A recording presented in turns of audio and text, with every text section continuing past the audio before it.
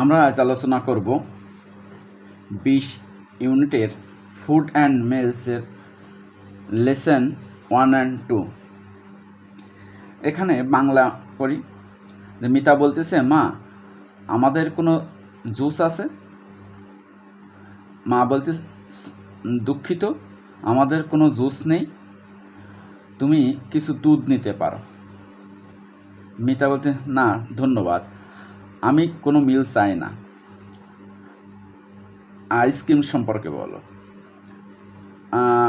আমাদের কোনো আইসক্রিম আছে?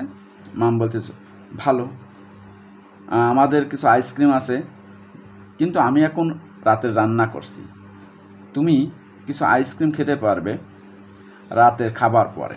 মিতা বলতেছে, ও ঠিক আছে, তা রাতের খাবারে কি আছে? মা বলতে, চিকেন এবং রাইস আছে।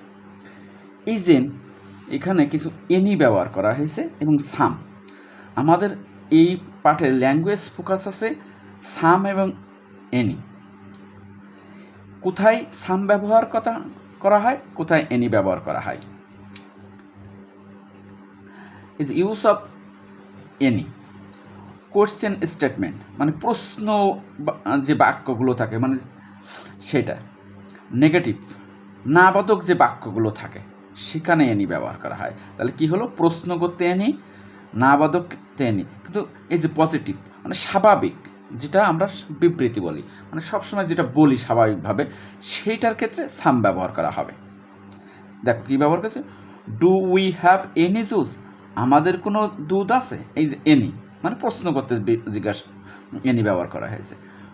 আই ডোন্ট ওয়ান্ট এনি মিল, আমি কোনো দুধ চাই না। এখানে দেখো নাবাদক, এই জন্য এনি ব্যবহার। কিন্তু আই ওয়ান্ট সাম আইসক্রিম, আমি কিছু আইসক্রিম চাই।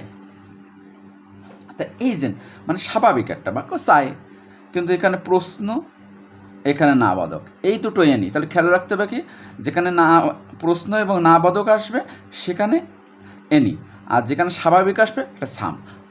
এইটা একটু খেয়াল রাখবা। খেয়াল রেখে এই যে লেসন 3 and 4 ইউনিট 20 এটার যে শূন্যস্থানগুলো আছে এইভাবে পূরণ করবা। ঠিক আছে, সবাইকে ধন্যবাদ।